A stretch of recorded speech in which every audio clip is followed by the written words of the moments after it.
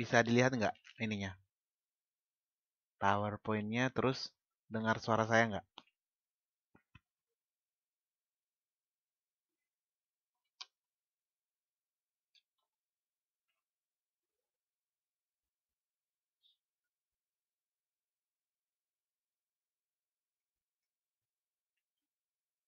Oke. Yang belum datang, yang sudah datang maksudnya, yang sudah masuk kelas, karena ada teman yang belum datang bisa dikabarin ya. Kita bahas tentang publikasi hasil penelitian sosial. Publikasi, kalau dikatakan publikasi ya, berarti namanya juga publik. Kalau bisa nggak saya tanya arti publik itu apa?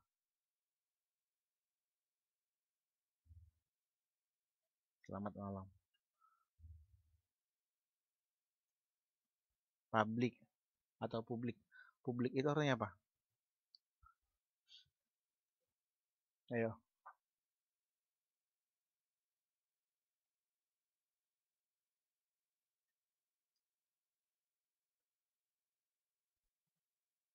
Publik itu artinya apa? Ayo. Publik artinya berarti umum. Dipublikasikan atau dipublikasikan? Berarti bagaimana?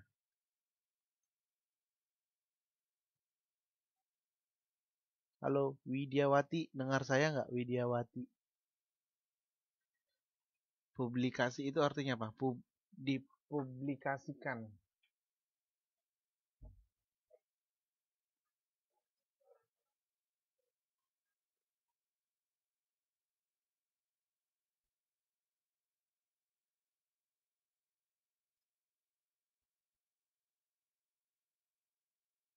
Ayo, ada yang tahu nggak?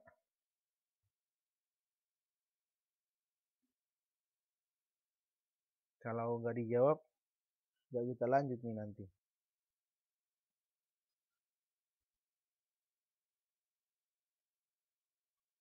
Halo.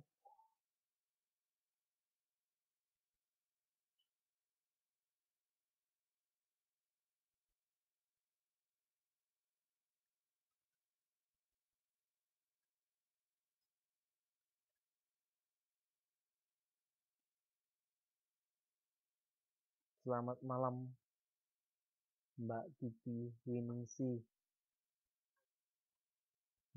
Tahu nggak pengertian publikasi itu apa? Publikasi berarti apa?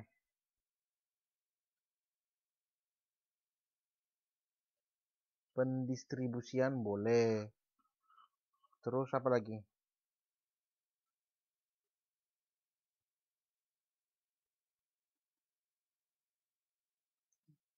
Membuat sesuatu yang diperuntukkan untuk umum. Iya, pengumuman boleh juga ya.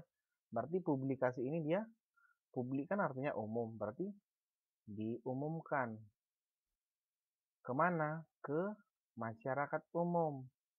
Nah, ya, selamat malam juga.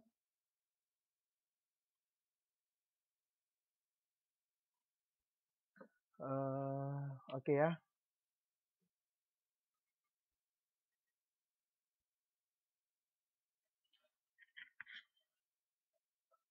Ya, sekarang kita bahas publikasi hasil penelitian sosial. Kan yang ini tadi kan. Nah, terus ada nanti. Oke, selamat malam juga. Oke, saya sambil absen dulu ya. Endang Setiawati. Terus, oke, selamat datang Suti Rahmawati.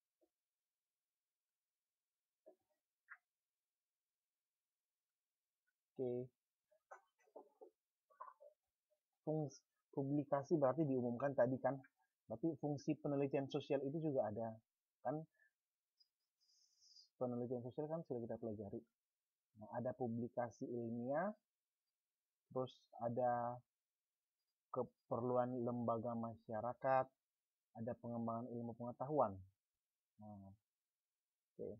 Terus jenis penelitian sosial ada terdiri dari 3, skripsi, ada tesis dan disertasi. Oke, skripsi itu apa itu? Untuk jenjang apa? Apa itu sih? Apa itu skripsi? Ayo, apa itu skripsi?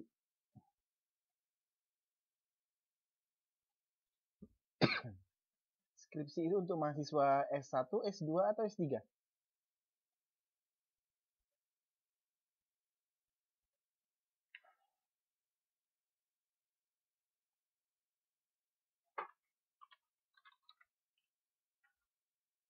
Ayo.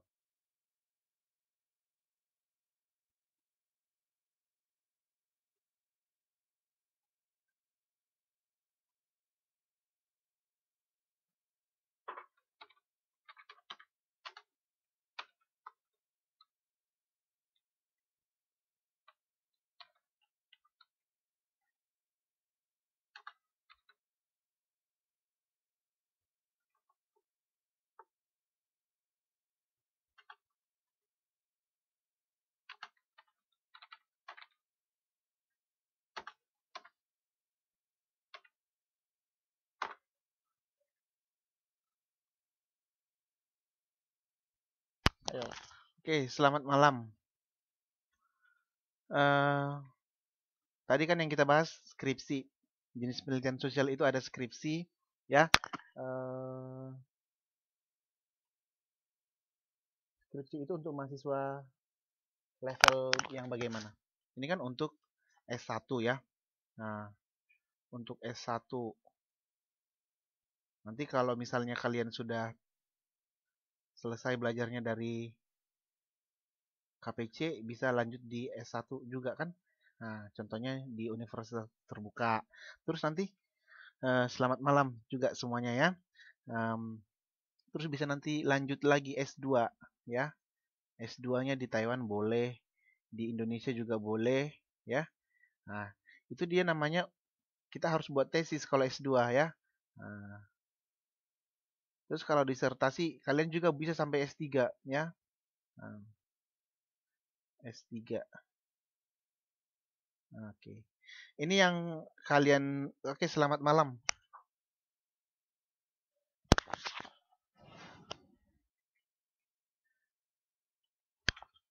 Sekalian saya absen dulu ya.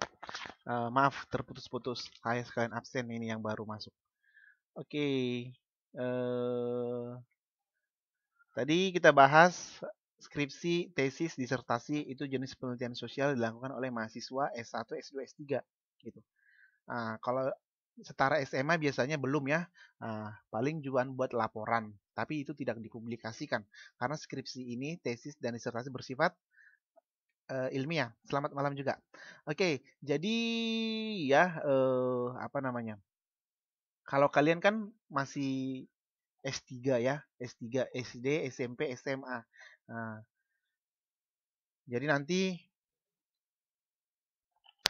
kalau udah S1 baru bisa buat skripsi ya. Oke, tetap semangat. Nanti habis belajar dari KPC bisa lanjut di UT ya, UT Taiwan juga boleh ya. Nah, biar bisa nanti buat skripsi gitu. Terus itu nanti dipublikasikan. Nah, itulah jenis penelitian sosial ya. Oke, terus nanti lanjut lagi S2 sampai S3 sampai S4 boleh ya. Nah, terserah.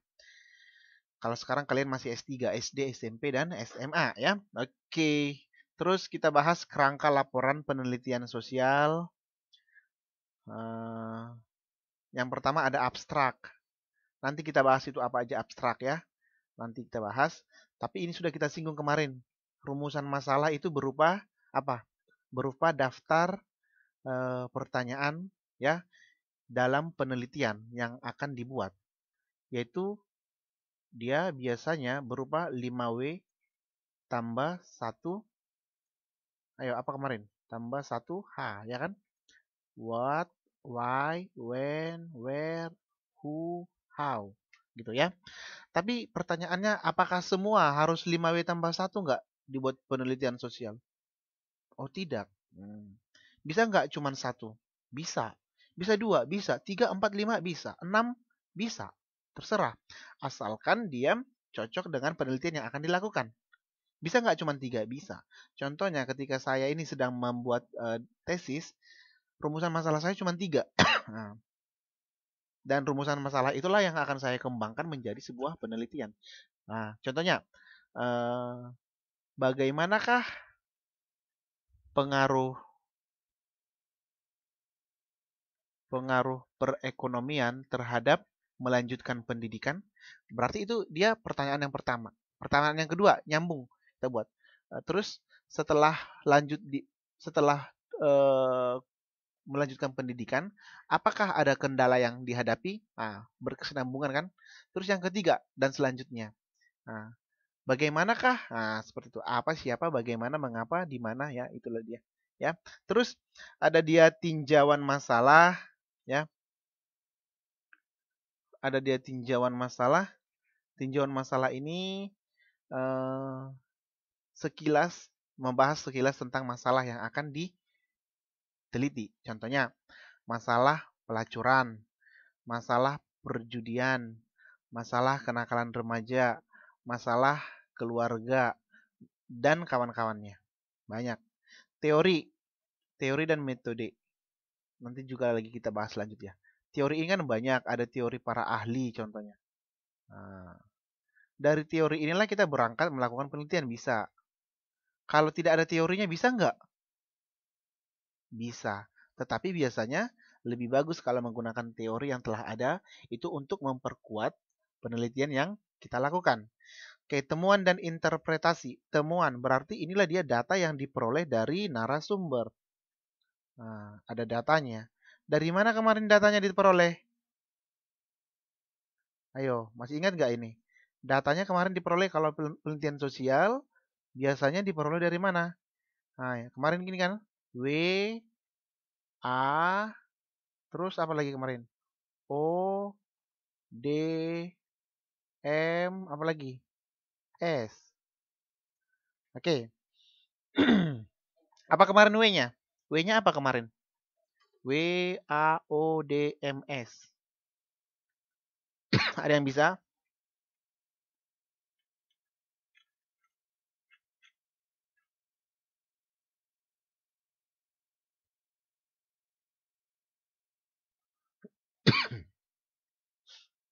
W, W-nya apa kemarin? W-nya kan kemarin wawancara.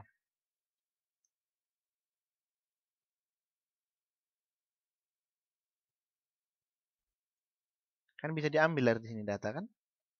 Terus A-nya kemarin apa? Ang, angkot.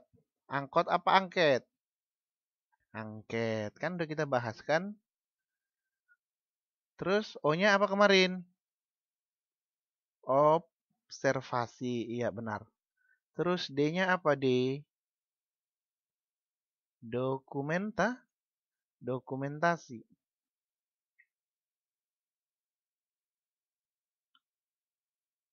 Selanjutnya M. Media massa.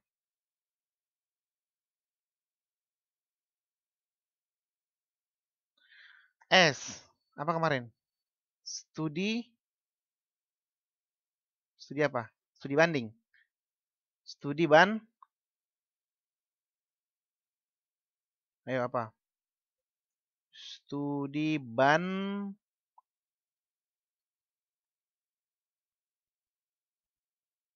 Ayo, yang lain mana jawabannya?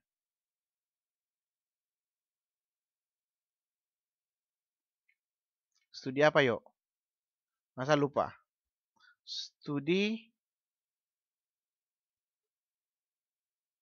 Ya, kok lupa? Ayo, ayo diingat lagi. Studi studi ban.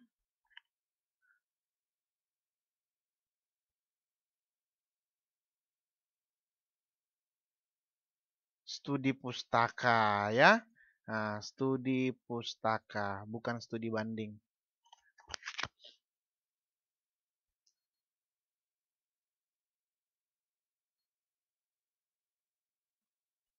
Oke, hal inilah juga yang disebut dengan apa kemarin? Instrumen penelitian.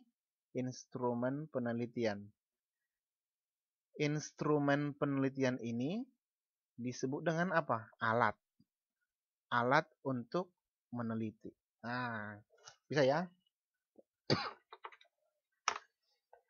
Oke, terus simpulan. Berarti simpulan itu dia hasil kesimpulan yang dilakukan oleh siapa? Oleh peneliti, ya kan? Berdasarkan penelitian.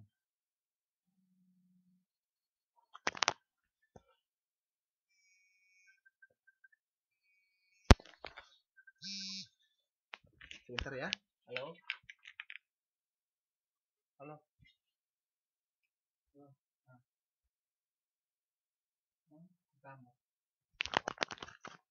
Ditambah. Hah?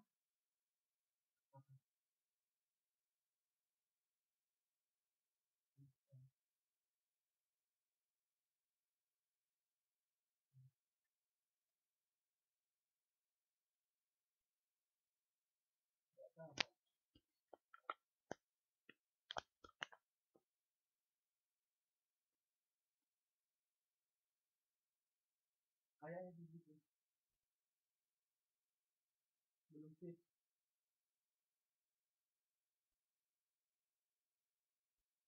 Tidak tahu aku.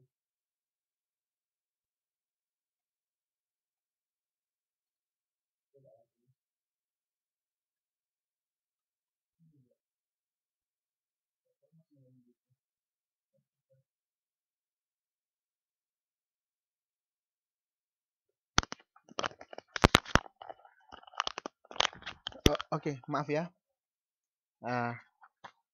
Maaf. Dokumen sama dengan itu masuk pustaka. Itu pertanyaannya. Kalau dokumen itu berupa hal-hal penting seperti foto, boleh. Terus gambar. Nah, ataupun video yang telah kita lakukan atau gambar yang kita peroleh, boleh. Dan itu kita buat analisis datanya. Terus kalau media massa itu seperti apa? Internet, TV. Kan dari situ kan bisa data kan? Data pendukung. Contohnya, kita ingin meneliti tentang kehidupan BMI di Taiwan. Nah, terus kan dari TV kan ada berita. Nah, ada berita berapa?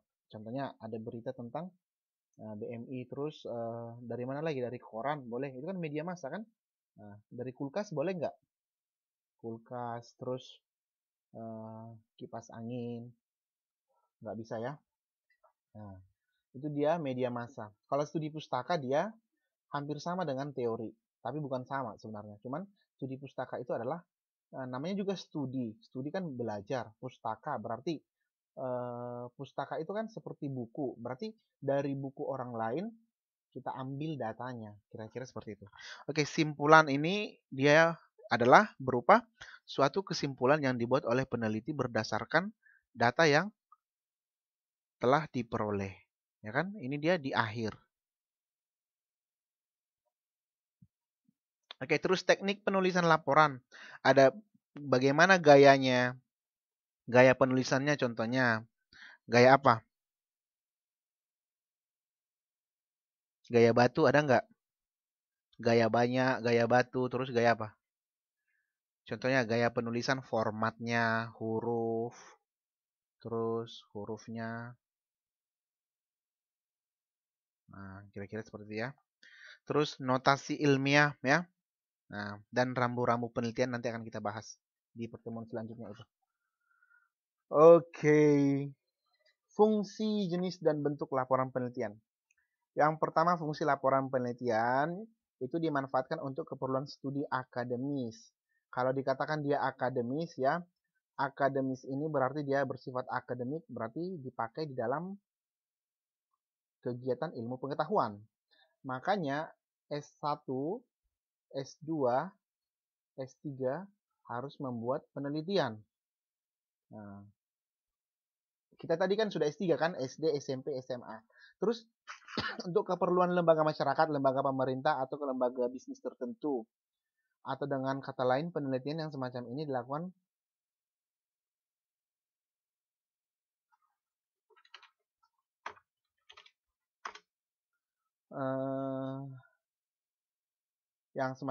untuk keperluan suatu lembaga tertentu. Contohnya, ada namanya LIPI ya.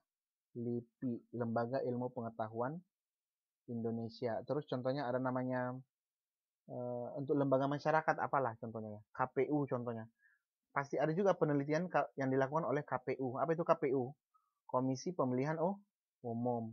Contohnya banyak ya, dan lain-lain. Nah, ada lembaga, terus mereka melakukan penelitian.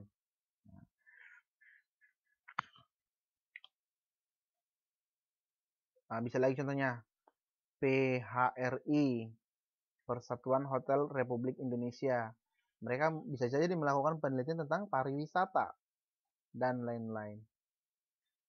Oke, dan untuk keperluan publikasi ilmiah, biasanya ini adalah dilakukan oleh profesor. Nah, profesor ataupun doktor juga ya. Nah, profesor, terus doktor. Inilah yang dikatakan untuk keperluan publikasi ilmiah karena mereka dituntut untuk melakukan penelitian. Oke, sudah. Sama aja seperti tadi yang kita S1, S2, S3 ya kan? Nah, kita tadi S3 itu wajib melakukan penelitian. Nah, untuk mahasiswa boleh ya. Oke, ada yang perlu ditanyakan nggak?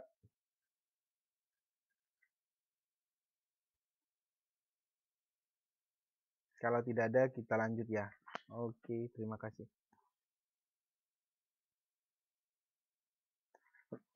Oke, jenis dan bentuk laporan penelitian. Ada script sheet, ya kan? Skripsi. Tadi kan sudah saya bilang. Ini dia untuk S1. Terus ada dia tesis untuk S2. Terus ada dia disertasi untuk S3. Bedanya apa? Gitu. Sama-sama publikasi ilmiah, samanya. Bedanya apa?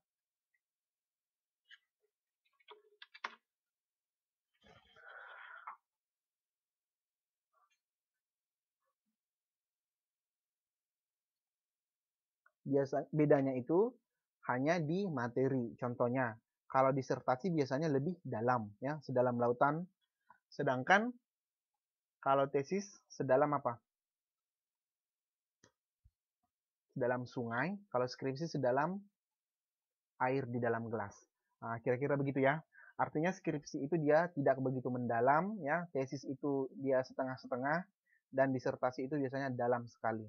Artinya materinya dan pembahasannya sangat luas ataupun sangat mendalam.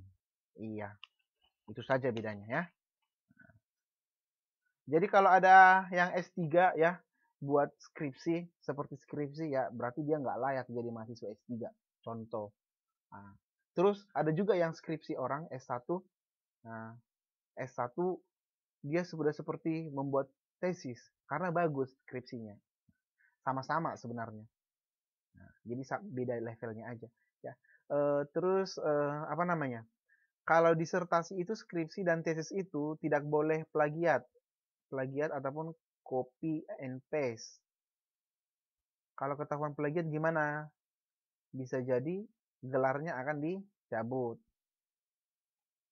Nah, tidak boleh plagiat. Mau dicabut? Jangan sampai ya. Karena itu akan dipublikasikan. Jurnal ya. Nanti kita lihat contoh bagaimana contoh jurnal ini. Jurnal ini juga ada nanti abstraknya, ada juga latar belakangnya ya. Terus laporan penelitian yang ditujukan kepada para pembuat keputusan atau kebijaksanaan. Contohnya, sekelompok masyarakat membuat penelitian kepada KPU tentang pelaksanaan pemilihan umum di Kota Surabaya tahun 2010. Contohnya lagi, sekelompok masyarakat melakukan penelitian terhadap sekelompok masyarakat di Surabaya melakukan penelitian tentang Gang Doli kepada Ibu Risma, ya kan? Nah, kepada wali kota. Itu kan pembuat keputusan. Pernah ke Gang Doli nggak?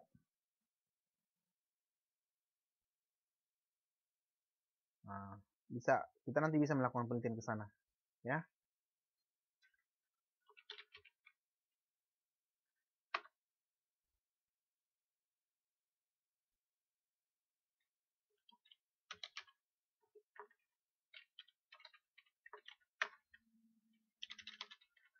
Oke. Contohnya, tadi kan kita buat tentang pelacuran ya kan, karena itu di Surabaya makin marak pelacuran. Terus sekelompok masyarakat ataupun peneliti melakukan penelitian dan ditujukan kepada para pembuat keputusan, yaitu wali kota Surabaya. Itu contoh ya. Oke, bisa ya.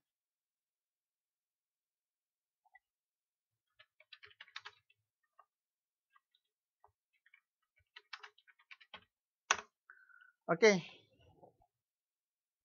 bisa ya. Terus laporan hasil penelitian yang dilemparkan kepada masyarakat awam. Masyarakat awam ini bisa jadi masyarakat umum. Masyarakat umum ya kan. Nah, seperti kakek ataupun nenek kita. Yaitu bisa koran ataupun artikel. Diari bisa nggak? Nggak bisa. Ya. Nah, Mbak Ratna jangan buat diarinya ya. Nggak boleh. Itu bukan termasuk hasil penelitian. Itu adalah hasil kegalauan. Oke, ada yang mau ditanyakan nggak?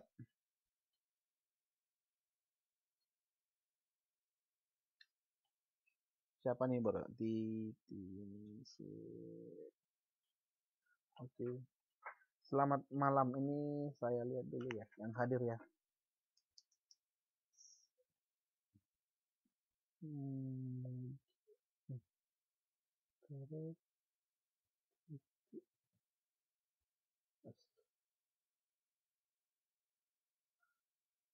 Oke, Mbak Nuris sekalian di absen ya jalannya ya. Saya juga absen juga di sini. Oke, ini dia contoh dari jurnal. Ini dia contoh jurnal. Jurnal itu biasanya lebih tipis. Bisa jadi dia kira-kira 5 sampai 30 halaman. Sedangkan tesis, skripsi, disertasi, kalau misalnya tesis itu atau tesis ya atau disertasi biasanya lebih atau sama dengan 50 lembar. Nah,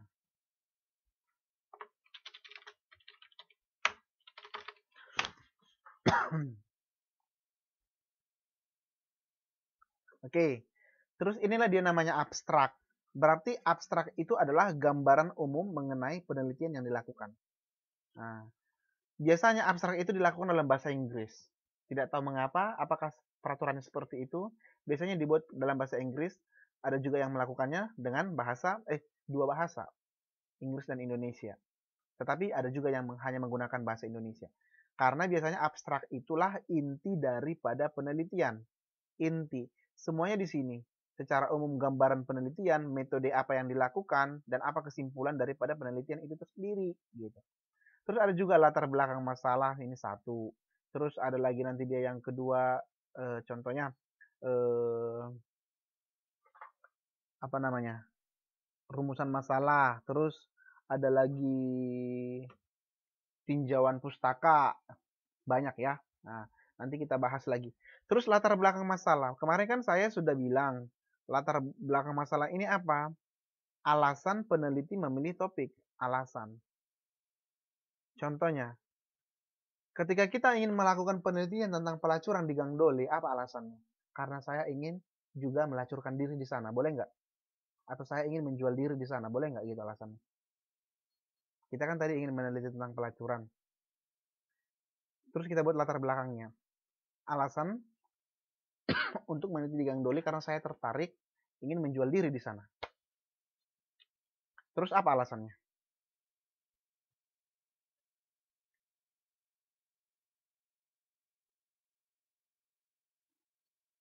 Alasannya contohnya apa?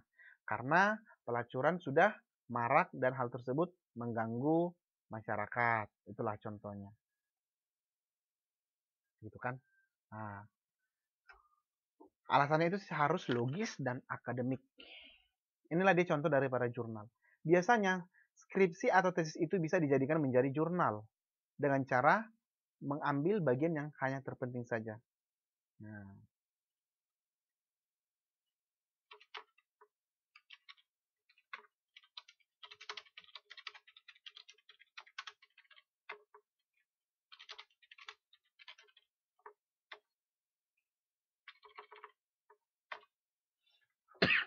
Oke. Terus ini dia skripsi. Kita lihat judulnya. Faktor yang mempengaruhi minat tenaga kerja untuk bekerja ke luar negeri. Kasus Kota Semarang. Ini dia studi kasus. Kalau studi kasusnya ini biasanya satu kasus. Berarti kasusnya apa? Kasus faktor yang mempengaruhi tenaga kerja di mana? Kota Semarang. Nah, ini dia skripsi kan? Nah, lihat di sini diajukan sebagai salah satu syarat untuk menyelesaikan program sarjana S1 pada program sarjana Fakultas Ekonomi Universitas Diponegoro. Tita Marisa Rahmawati, Fakultas Ekonomi Universitas Diponegoro, Semarang 2010. Inilah contohnya.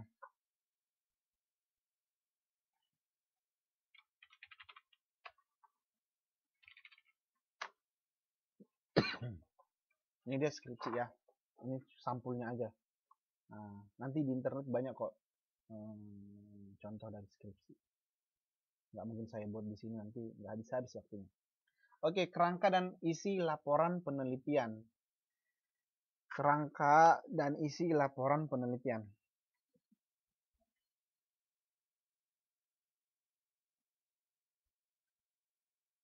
Abstrak. Ini tadi kan abstrak. Nah, abstrak ini berarti uraian singkat tentang permasalahan, teori, dan metode yang dipakai dan temuan data.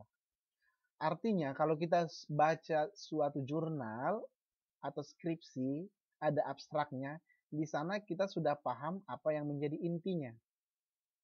Nah, apa yang menjadi inti daripada penelitian tersebut. Terus rumusan masalah, tadi kan sudah kita buat 5W tambah 1H. Pertanyaannya tadi, apakah harus semua dibuat 5-nya W-nya tambah 1H-nya? Tidak. Suka-suka. Ya kan? Artinya harus berdasarkan apa yang harus kita lakukan. Harus cocok dengan datanya nanti, bagaimana ya kan? Terus bisa nggak? Tadi kan 5W tambah 1H ini kan apa gitu kan? Bisa nggak tidak menggunakan apa? Kata pertanyaan apa? Bisa. Contohnya, kita meneliti tentang batuan. Nah, apa yang diteliti? Batu contohnya. Nah, contohnya terus lagi apa? Siapa yang kita teliti? Batu nggak mungkin kan? Berarti hu-nya dihilangkan, nggak cocok gitu. Kan sudah jelas siapa kan? Nggak penting. Berarti 5W tambah 1H ini bukan harus dipenuhi semuanya. Nah, terus lebih boleh nggak? Kalau lebih boleh, ya kan? Nah.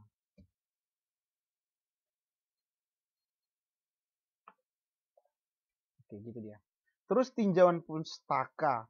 Tinjauan pustaka atau kajian teoretik antara lain berisi uraian tentang penelitian-penelitian sebelumnya, tentang permasalahan yang sama atau yang serupa. Contohnya, banyak nggak penelitian tentang kenakalan remaja? Banyak. Terus bisa nggak kita masukkan sedikit tentang penelitian yang lebih dahulu ke penelitian kita? Bisa. Terus pertanyaannya, apakah penelitian tersebut harus ada penelitian sebelumnya? Tidak. Jadi bagaimana? Ya buat sendiri aja. Gitu ya. Itu tidak harus patokan bahwa penelitian itu harus dilakukan sebelumnya. Tetapi kalau misalnya penelitian itu sudah ada sebelumnya, bisa kita lakukan perbandingan. Kalau belum ada, contohnya, penelitian yang belum ada contohnya. Penelitian tentang perkembangan kuntilanak di kota Surabaya tahun 2017 belum ada kan? Nah, dari mana kita ambil kajian teoretik yang sebelumnya? Nggak ada kan? Nah, berarti tidak perlu tinjauan pustaka. Gitu. Oke, Tinjauan pustaka kajian teoretik antara lain berisi uraian tentang penelitian. Berisi uraian tentang penelitian-penelitian sebelumnya, tentang permasalahan yang sama atau yang serupa. Setiap penelitian dan hasilnya haruslah ditempatkan dalam konteks body of knowledge-nya. Artinya, harus disesuaikan ke isi. Contohnya, penelitian tentang kenakalan remaja. Nyambung nggak kalau kita buat tentang penelitian tentang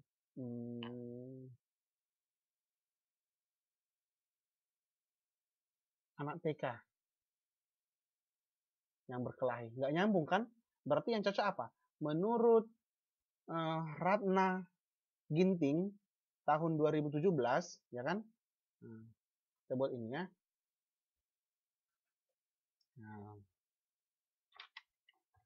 Oke. Menurut Ratna Ginting tahun 2017, kenakalan remaja disebabkan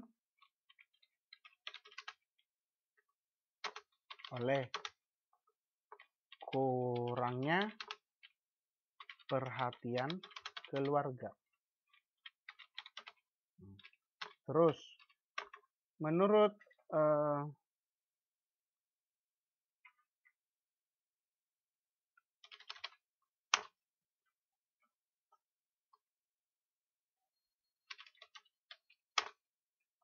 sedangkan menurut siapa lagi nih? Menurut oke. Sementara kenakalan remaja disebabkan karena orang tua tidak memperhatikan anak. Menurut Gia 2090. Nah, artinya nanti ya. Bisa nggak 2090? Bisa nggak 2090? Nggak bisa, kan sekarang masih 2017. Berarti kan katanya tadi kan penelitian sebelumnya. Berarti yang boleh 2009 kan? Nah, artinya penelitian itu sudah dilakukan tahun 2009.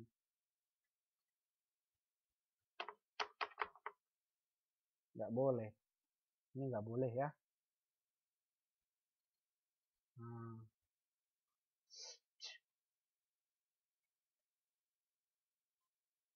Yang boleh 2009. Itulah kira-kira ya.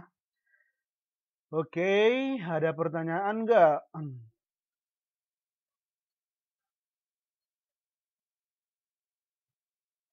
Ada pertanyaan nggak? Susanti.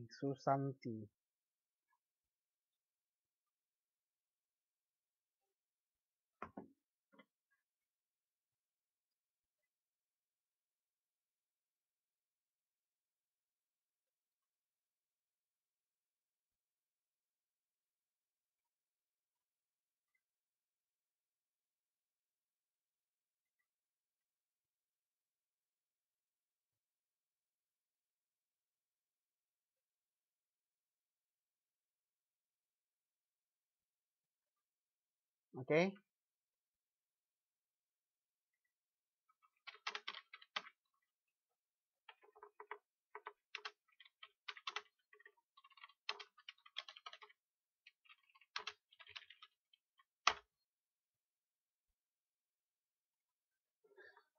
Ada tuh temannya yang belum bisa ya, Mbak Rika.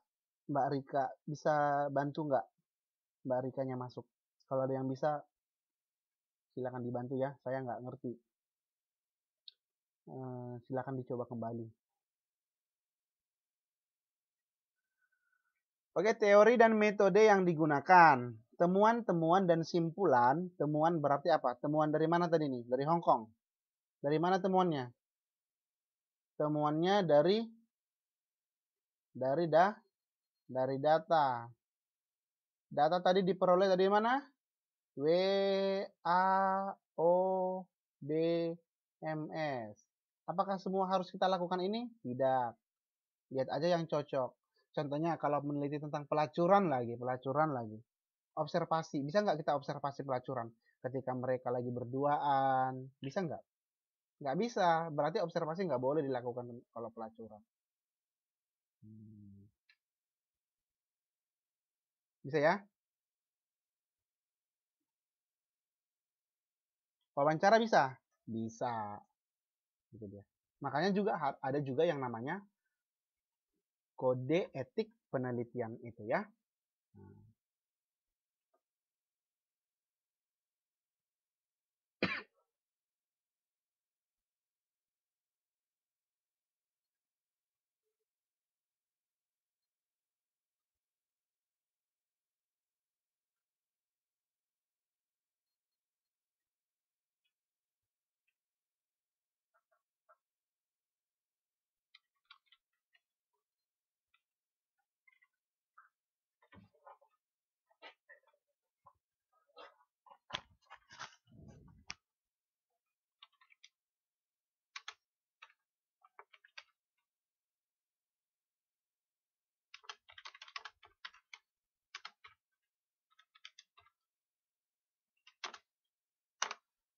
Oke. Oke.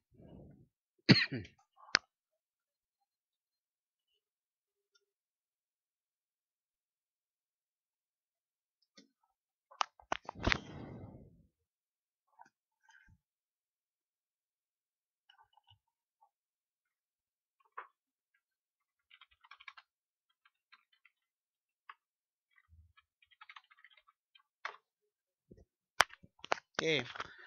Temuan dan interpretasi.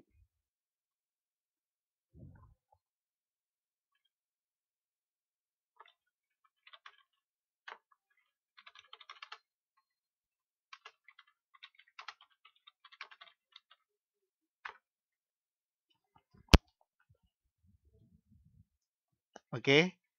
Temuan dan interpretasi. Temuan tadi dari data juga boleh ya. Nah, teori bisa kita lanjutkan, bisa kita hubungkan dengan teori yang sudah pernah ada. Dia hubungkan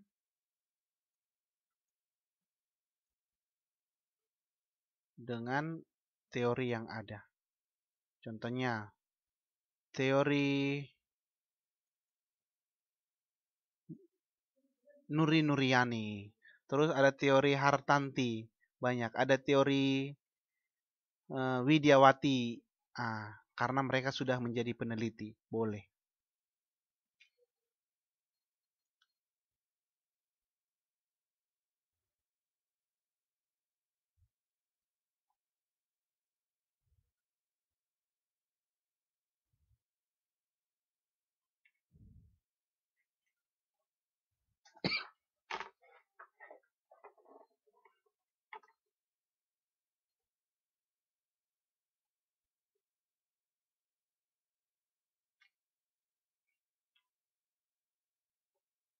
Oke. Oke, temuan dan interpretasi. Temuan tadi sudah kita bahas itu apa. Terus interpretasi. Interpretasi itu berarti ya bagaimana kita menginterpretasikan. Nah, berarti ini dia lebih ke pemikiran siapa? Ayo, pemikiran si peneliti, ya kan?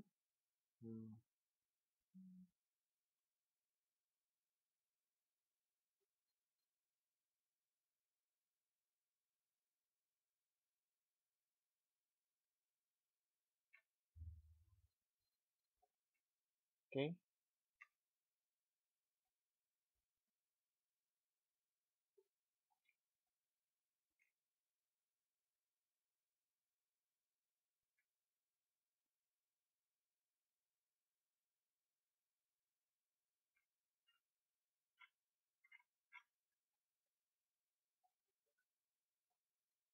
Oke, sudah bisa nggak? Mbak Rikanya udah bisa nggak? Belum. Kita tunggu ya. Oke, sebelumnya kita lanjutkan lagi simpulan. Simpulan ini tadi apa? Apa tadi simpulan? Ayo,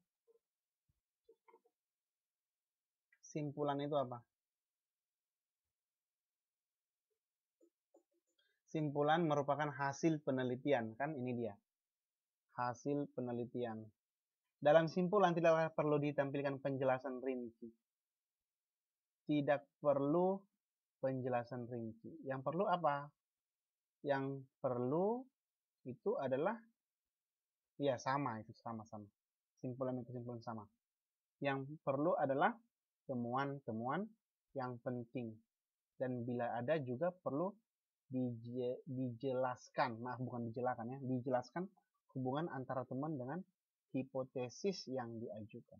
Apa kemarin hipotesis? Apa kemarin hipotesis itu apa?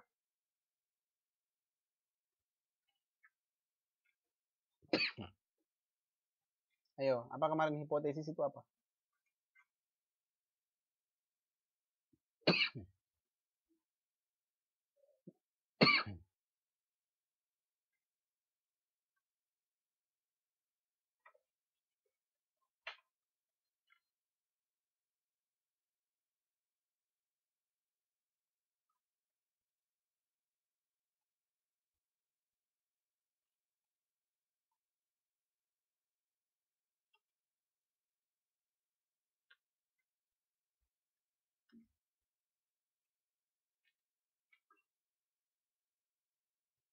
Jawaban sementara. Jawaban sementara yang harus diapai? Ayo. Yang harus diapai yuk? Harus diuji. Diuji. Apanya diuji? Jawabannya. Kebenarannya. Karena hipotesis itu ada dua. Ditolak ataupun diterima. Nah, hipotesis itu ada ditolak, ada juga yang diterima. Oke, Mbak Rika sudah masuk ya? Selamat malam. Sudah terlambat nih ya, sekitar 40 menit. Mbak Rika nanti belajar dari YouTube saja ya. Nanti saya upload di YouTube, bisa diulangi kembali pelajarannya.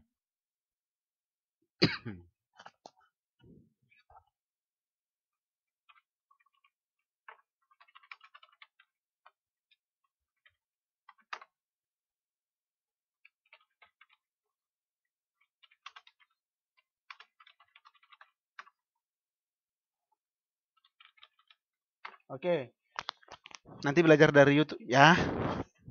Bisa kok dipelajari dari YouTube. Nanti saya share lagi juga PPT-nya kalau mau. Oke, terus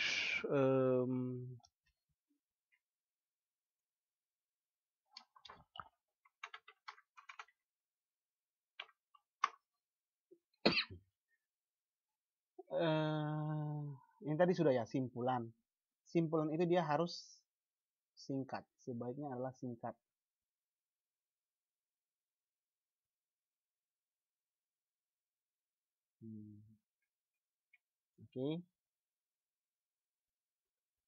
Oke. Kerangka sebuah penelitian. Bagaimana kerangka sebuah penelitian itu? Kita lihat.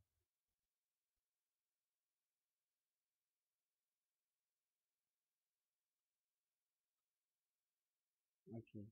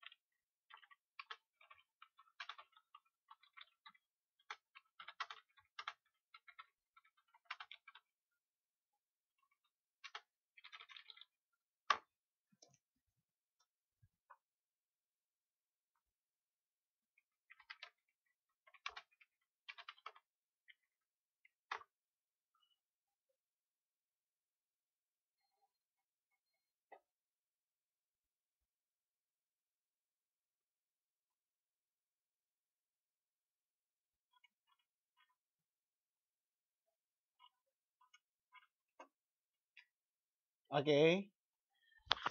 Ini dia bagian depan, halaman judul. Tadi kan kalau judul itu yang seperti ini. Ini dia judul. Nah, ini dia namanya judul dari penelitian ataupun skripsi lembar. Lembar judul maksudnya. Terus ada halaman pengesahan. Halaman pengesahan itu biasanya apa? Tanda tangan. Tanda tangan siapa? Dosen pengujinya. Kata pengantar biasanya, terima kasih kepada suamiku yang selalu mengajarkan aku untuk selalu sabar dan belajar, gitu ya. Nah, terima kasih juga untuk dosen saya tercinta, anak-anakku, sehingga saya semangat kuliah gitu. Terus daftar isi. Daftar isi biasanya kan gini. Titik, tetek, titik, titik, maaf. Titik, titik, titik, titik, titik, titik, titik, titik, titik, titik, titik, titik, titik, titik, titik, titik, titik. Terus halamannya nomor 1. Nah, terus 2, 3. Terus ada dia contohnya I1, ada I2. Nah, mulai bagian pendahuluan inilah biasanya halaman 1.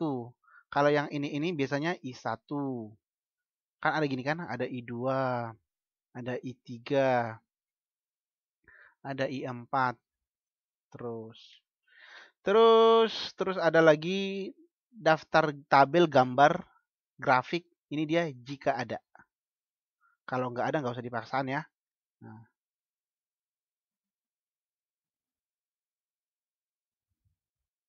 oke, daftar tabel.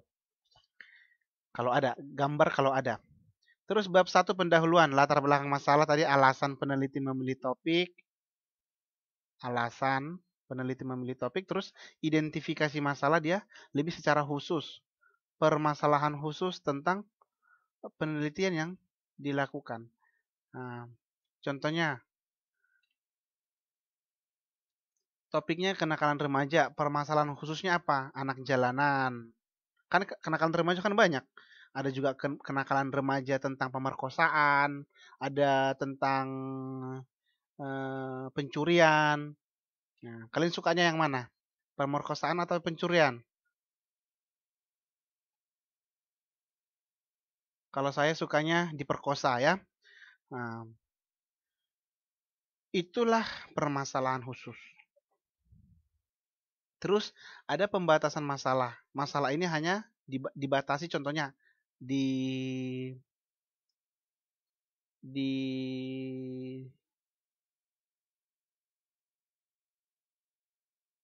Madiun contohnya. Atau di mana? Di mana kita buat? Mbak Rika, di mana rumahnya asalnya? Atau di Lampung? Di Batam? Wah, jauh sekali. Di Batam juga nggak masalah.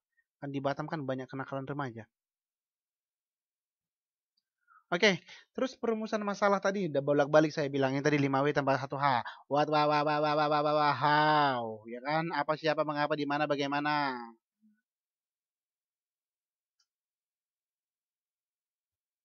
Terus tujuan. Tujuan penelitian ini adalah untuk pemerintah supaya pelacuran diberantas, untuk masyarakat supaya masyarakat bergabung. Oh, bukannya. Bisa kita buat bergabung? Tidak ya. Terus untuk pelajar contohnya. Supaya pelajar mencontoh apa yang telah dilakukan. Nah, dan lain-lain.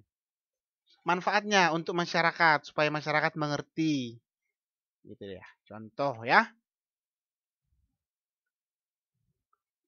Oke. Terus tinjauan pustaka kajian teoretik. Ini tadi kan yang kita buat tadi. Menurut Ratna 2007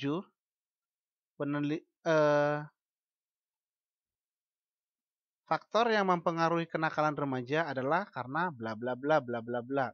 Sementara menurut Tri Ratna maksudnya.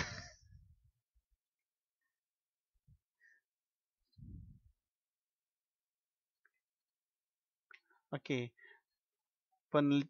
Yang telah dilakukan bahwa kenakalan remaja ini adalah bersumber dari bla bla bla gitu ya. Nah, itulah contohnya ya. Terus pengajuan hipotesis bila ada. Karena apa hipotesis ini dikatakan bila ada? Saya tanya dulu, hipotesis itu biasanya kualitatif atau kuantitatif? Ayo, hipotesis itu kualitatif atau kuantitatif?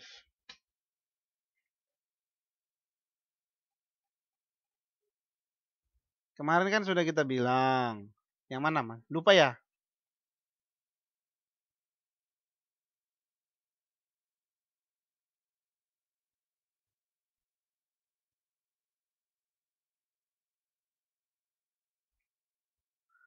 Kuantitatif. Nah, karena kuantitatif itu kemarin apa? Kuantitatif itu kemarin apa? Berdasarkan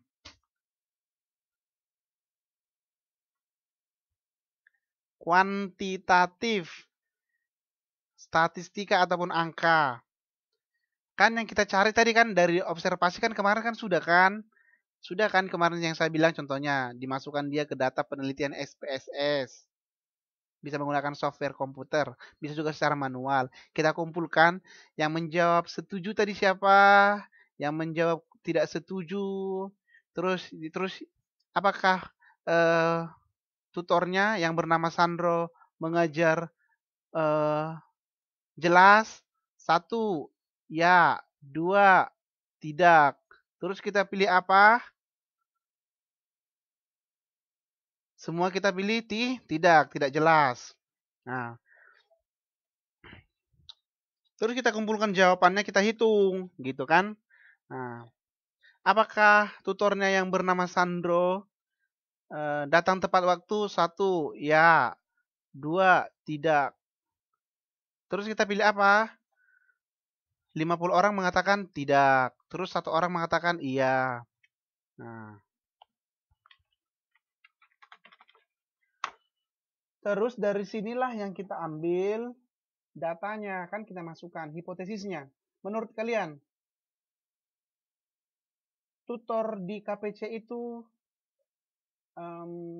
mengajarnya bagus atau tidak? Kita buat dulu nanti katanya penelitiannya. Hipotesis kalian bagaimana? Tutor di KPC itu mengajar baik atau buruk? Hipotesisnya apa?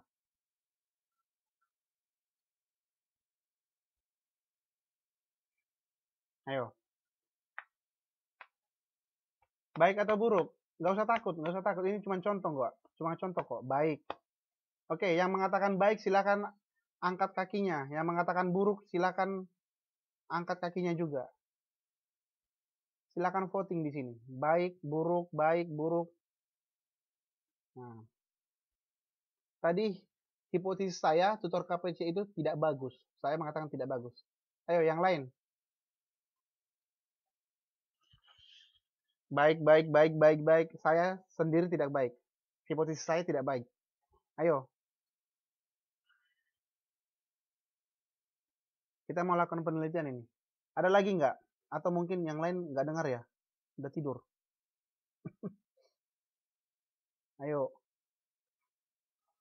nggak boleh golput.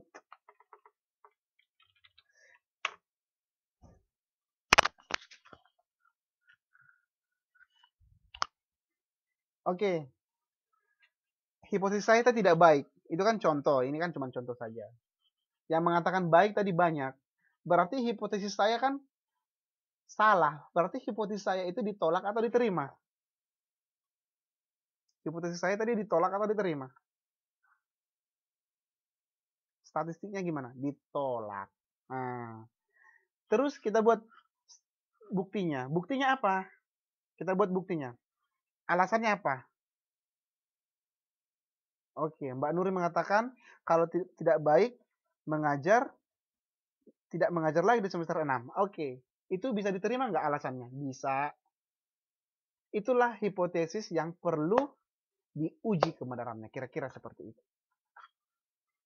Nah, bisa ya? Berarti biasanya hipotesis itu dia berdasarkan kuantitatif. Oke, bab 3.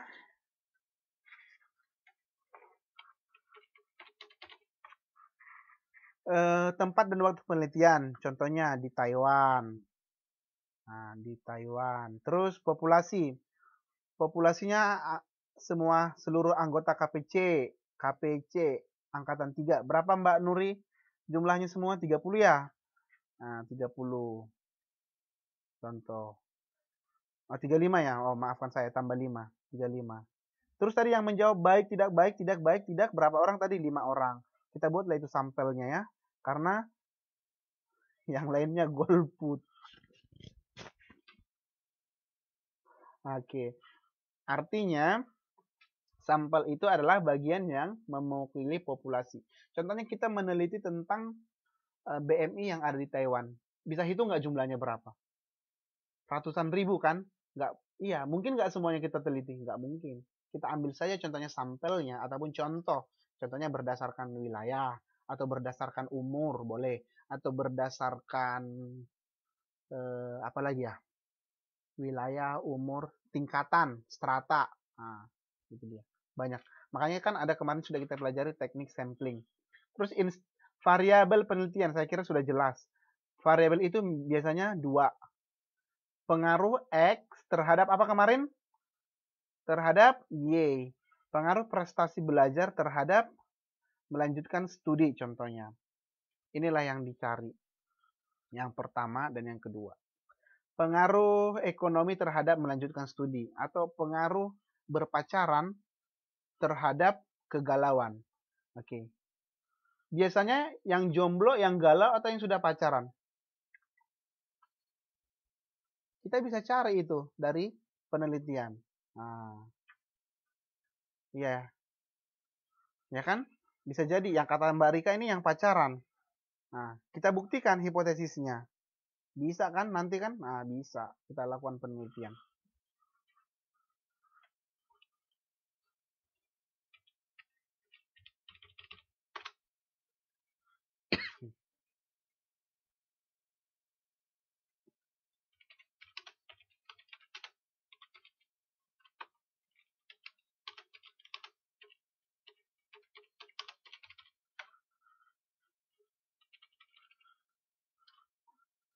Oke.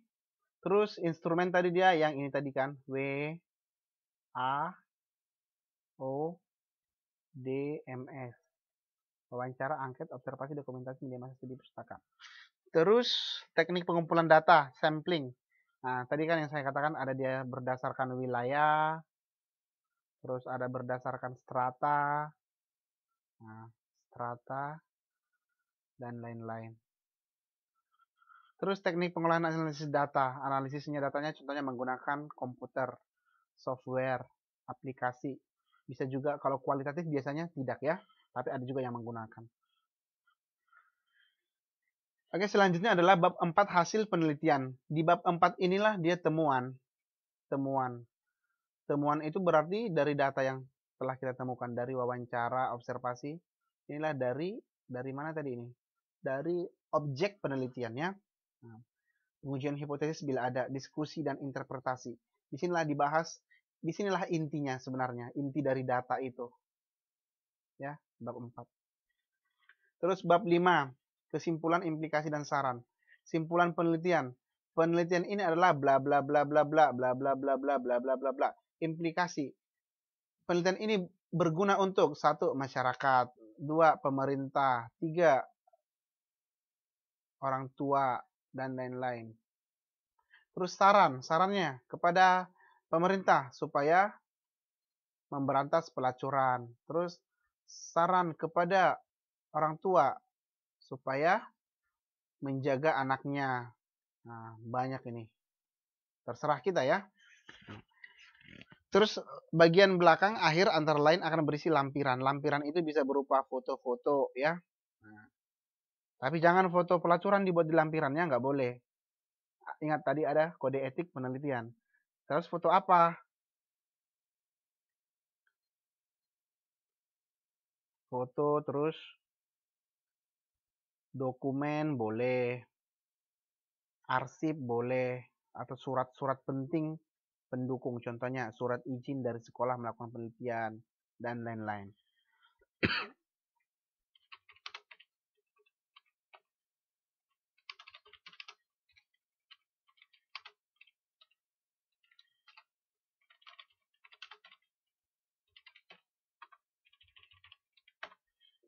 Oke.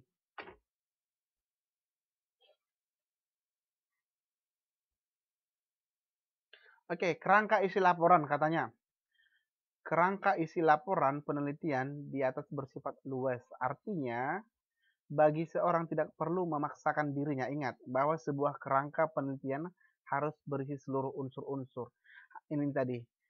Apakah semuanya ini harus kita penuhi? Tidak. Ini aja kan dikatakan kan bila ada kan. Nah, bila ada. Ini dia bila ada. Tidak harus seperti ini. Tetapi gambarannya secara umum seperti ini. Tadi semua ya. Terus harus disesuaikan, namun harus disesuaikan dengan jenis penelitian serta bentuk-bentuk laporan. Seperti penelitian kualitatif bisa jadi tidak ada hipotesisnya, ya kan? Oleh karena setiap jenis penelitian maupun bentuk laporan penelitian memuat unsur-unsur penelitian yang berbeda. Tidak semua penelitian itu memiliki format yang sama, sehingga kerangka maupun isi suatu laporan penelitian juga akan berbeda. Bisa kok kerangkanya berbeda, tidak harus seperti ini, ya. Bisa kerangka mobil, bisa kerangka apa lagi? Kerangka manusia. Nah, beda-beda kerangkanya. Jadi tergantung masing-masing karakteristik suatu jenis penelitian maupun bentuk laporan yang ditulisnya. Atau dengan kata lain bahwa bentuk maupun isi kerangka sebuah laporan penelitian bersifat luas, artinya bisa ditambah. Dia tidak gimana ya? Tidak tetap harus formatnya yang kita lakukan seperti itu. Bisa kita buat tambahannya boleh, bisa kita kurangi boleh. Ya, artinya format penelitian saya tidak harus sama dengan format penelitian Mbak Rusni ya. Nah, Rusni. Terus penelitian Mbak Endang misalnya berbeda dengan Mbak Mugi karena satu penelitian kualitatif, satu kuantitatif. Terus artinya bisa ditambah, dikurangi, ataupun tidak ditambah sama sekali. Jadi tergantung dari jenis penelitian maupun bentuk laporan yang ditulisnya. Tergantung, ingat itu. Atau dikatakan bersifat situasional atau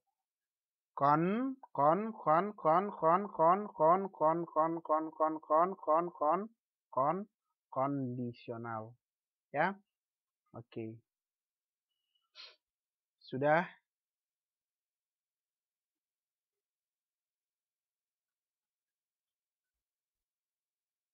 Oke, ada pertanyaan. Sampai di sini dulu pelajaran kita. Kalau tidak ada pertanyaan, kita lanjut minggu depan.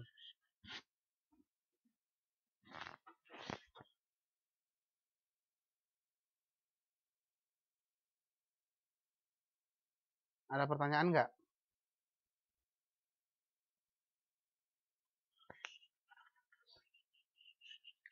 Halo? Ada pertanyaan? Kalau tidak ada, terima kasih atas pertemuannya. Sampai jumpa di pertemuan selanjutnya.